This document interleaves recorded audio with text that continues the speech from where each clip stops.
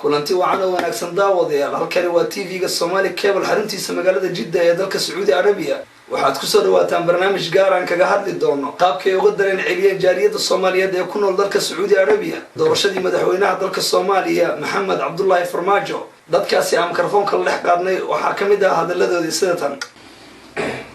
السلام عليكم كلكم كواد هلك وحن كسلام يا Soomaali meel wala joogta adduunka meel wala joogto kollabaadka waxaan salaamayaa xildhibaanadii geesinimada sameeyay ee decision-ka adag qaatay ee doorashadii xaq ahaa sameeyay ee ugu shubay geesiga madaxweynaha Soomaalida jecel siday ay foodka ugu sameeyeen xildhibaanada siday wada dhan yihiin xildhibaanada aad iyo aad baan idinku mahad celinaya geesinimadeedii samayseen takale waxaan soo jeedinayaa halkan hambalyo madaxweyne Maxamed Cabdullaahi Farmaajo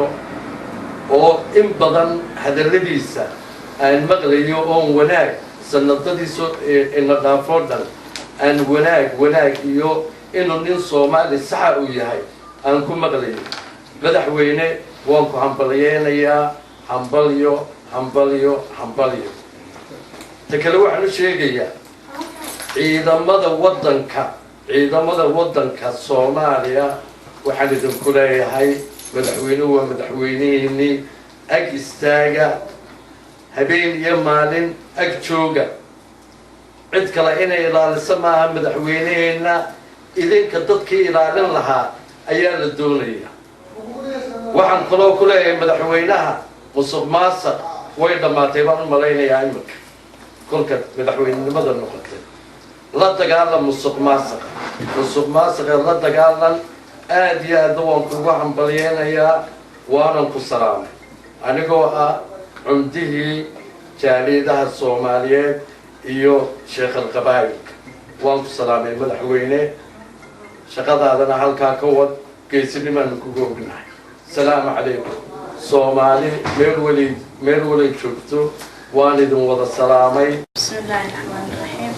magacayga waa Nasr Ibrahim Xasan oo ku nool dalka Saudi Arabia qaasatan magaalada Jidda runtii waxaan aad ugu faraxsanahay ay ku faraxday annaguna haddaan nahay jaariyada Soomaaliyeed ee dalka Saudi Arabia waxay noo ahayd habeen aad u qaali aan ilaabi karin runtii dhammaan ummadda Soomaaliyeed meel walba joogaan waxaan leeyahay hambalyo waxaan leeyahay madaxweynaheena cusub Maxamed Cabdullaahi Farmaajo in xilka aan u dhiibanay kalsoonida aan siinay inuu ka soo baxo insha Allah oo ummadda halkay wada dhigay insha Allah Soomaaliya oo dhan ay ku wada faraxsan tahay ويجعلها كثير سنين وأنكو فرح سنين وأمركي سدحها وسدح مدحوينه وانتخابات يسكور الجيل حكي ودولة أوريس أفريقيا كان يكرر أنا أقول الله عشان يطلعوا سنة عيدي وهرين مكان أنا هو بداية وحسب أيام ثمانية مكان وحن همبليو أنا سوكو بكرن أنا سو جيدا مدحوينها عصب محمد عبد الله فرماجو oo ay doorteen shacbiga Soomaaliyeed meel walba ay adduunka kaga nool yihiin baarlamaanka Soomaaliyeedna waa ansixiyay rabitaankii shacabka ayuu ansixiyay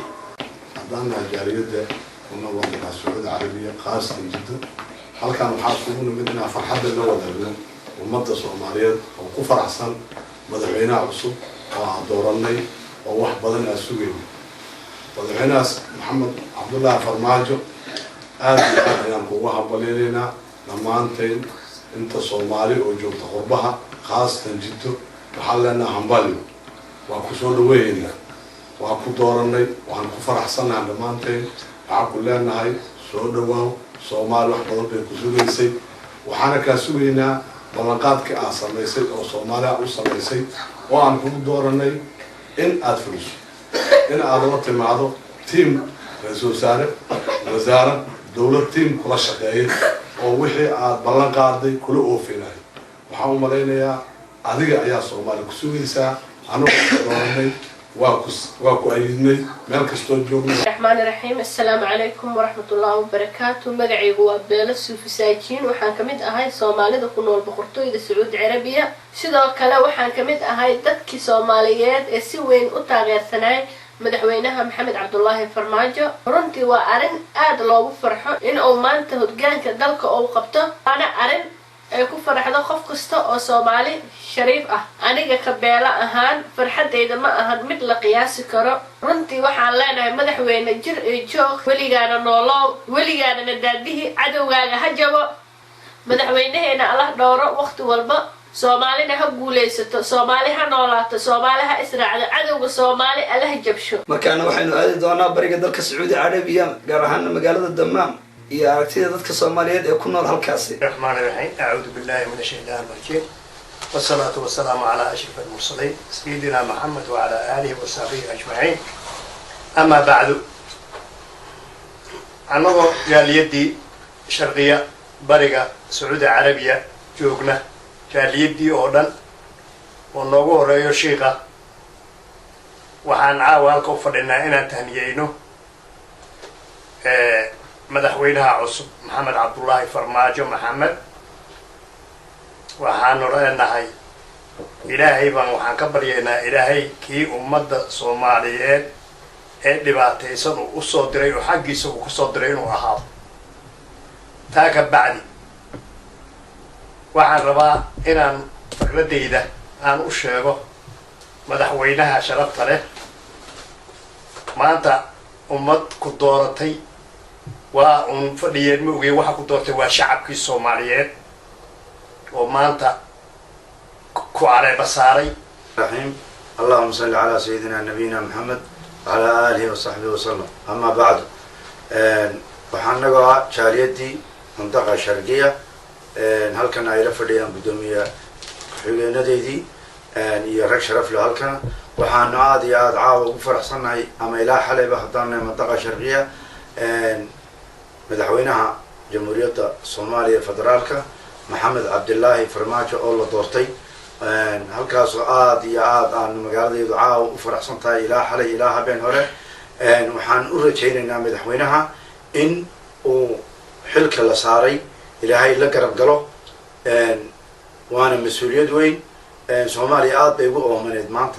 مدحوينا لسكر راعو أو لسكركو مركا عاد يا عاد أيانو كوجهم بلياننا إلهينا وحن كبرينا إنه hawsha uu kula garab qabto hawsha Soomaaliyeed adigoo og dhibaatada Soomaalidu soo martay aan laga sheekaynin marka aad iyo aad ayaan kugu mahadnaqaynaa haddaan نحمده ونستعينه ونستغفره وصلى الله على نبينا محمد تهنيد وحي أها شعب الصومالي تهنيين شيخ الصومالي قدوميان وتهنيين أني كلي وعن لي وعن السنة شعب الصوماليات إن أي دعيان ملك استو أي جوغان أدوغينا أدو بدن بان لنا هاي قار الصومالي كهلا قار أو لهجة كلا يقول لا marka waxa waaye shaydaanka insiga badan waxaan leeyahay codsi iga ah ummadda Soomaaliyeed min mashriq iyo maghrib meeshay ku nool yihiin waxaan ka codsanayaa in ay wada duceeyaan oo ducada iyo salaada ay badiyaan oo ay u duceeyaan dadka iyo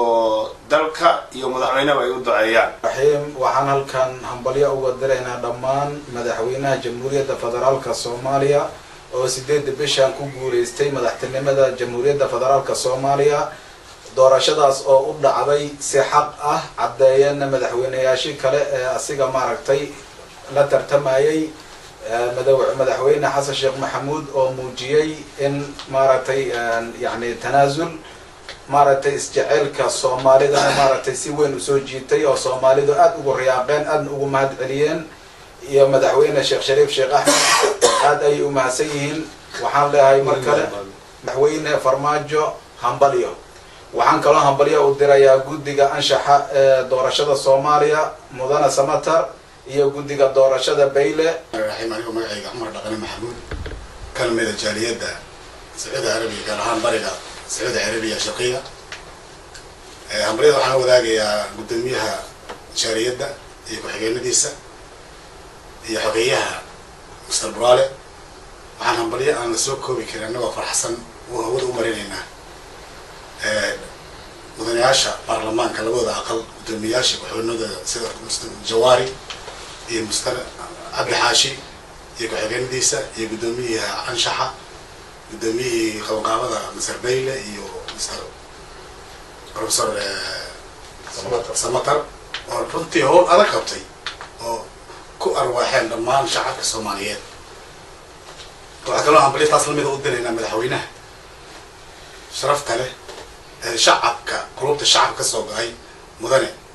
maxamed cabdullaahi farmaajo oo runtii taariikhda baal dahaba ka galay oo aan la filanaynin inay baarlamaanku soo saarayaan laakiin baarlamaanka sharafta leh soo saareen aad ayay ugu mahadsan yihiin waana ku hambalyaynaa boqolkiiba 200 ku hambalyaynaa farmaajo waxaan faraynaa waa mahadsan tahay shacabka qulubta ka soo goday shacabka ku doortay waa aragtay ishaada macallina waxaan rabaa ra'iisul wasaare adoo kala oo muwaadin ah oo shacabka ka turjumaya inaad soo saartid insha allahu tacaala markaa waxaan filanaynaa khayr waan kuu ducaynaynaa annaga saacaddan laga bilaabo duca ayaan naga mudan tahay ma salaada dukada lagu ducaynaya shacabka kuu ducaynaya waa aragtay raas khayr iyo raas kaambooni inta ka dhexaysa gobol iyo tuulo ee laga maseexan adigaaba arkay oo madaxweyne soo istaagoo yidhi waa mahadsantihiin shaqadiina aada marka riyada iyo laabalakaca shacabka waa inaad horbood ka noqotaa inagoo og inaad 3 bilood oo aad shaqaynaysay 6 bilood aad shaqo wanaagsan qabtay hadda madaxweyne lagaa dhigo meesha ugu sarreysay lagu fariisay waxaan kaa rajaynaynaa insha allahu oo qabad howlkarnimada lagu bartay habeenay maalin shaqaysay dad shaqayna musuqmaasuq wadaa sheegay la dagaalamaysid waxbaa sheegay marka ilaahay hawsha kuu fududeeyo nin kula shaqay kara oo ra'iisul wasaare ah oo aad ku kalsoon tahay kees ayaan kugu baaqaya insha allah waana mahadsantahay السلام عليكم الله وبركاته. الحمد لله رب العالمين. waxaan u tahliyeynaa ummadda Soomaaliyeed meel walba joogto madaxweynaha cusub oo 8 bisha la doortay tahliyaan soo direynaa taaniyan waxaan ka rabnaa wax lagu sheegayo ma jirto Soomaali mid dibadda jooga iyo mid gudaha jooga culayska nimo saameynin ma jirto waxaan ilaahay kaaga baryaynaa midkii ummadan badbaadi lahay inuu ilaahay ka dhigo ducab mu wax kale ku hayno ma jirto ilmahayna qurbiga ku baaba'san yihiin wax barasho la'aan ay ku haysaa waxaan ku sugnahay ilaahay baa yaqaana midkii naga saar inuu ilaahay ka dhigo aan kugu ducoonaynaa taaniyan waxaad ogaataa nin Soomaaliyeed wardi oo ka qaban inuu nin adnabi ka qaban karin guud ahaana barnaamijkii halkan ayaan kusoo gabagabeynaynaa waxaa idinla socodsiinaya anigoo ah Liibaan Qooje waxaa dhanka farsamada inoo qaabilsanaa Cabdiqaadir Khayska inta barnaamijkan mid lamid aan ku kulmi doono sidaa iyo nabadgelyo